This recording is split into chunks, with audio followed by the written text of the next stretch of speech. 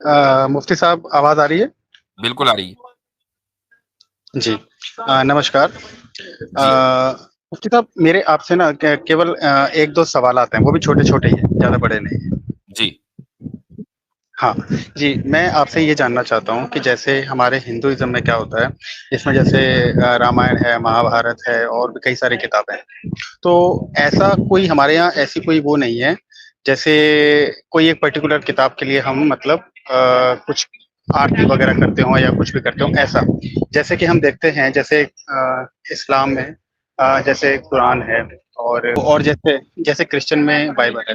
तो सर मैं आपसे ये जानना चाहता हूँ कि जैसे अगर कोई भी हमारे जो मुस्लिम भाई हैं वो अगर जैसे मस्जिद में जाते हैं नमाज़ अदा करने, तो एक्चुअल में जो नमाज़ अदा करते हैं तो वो क्या मतलब कुरान को पढ़ते हैं या मतलब क्या? आप थोड़ा बता देंगे?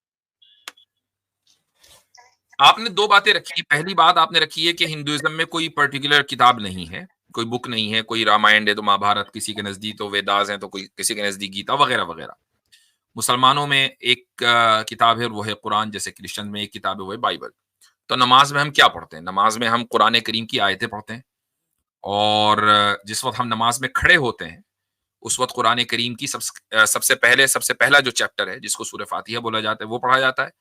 और उसके अलावा किसी भी चैप्टर से कुछ आयतें वर्सेस हम पढ़ते हैं और उसके बगैर नमाज मुकम्मल नहीं होती है। जी।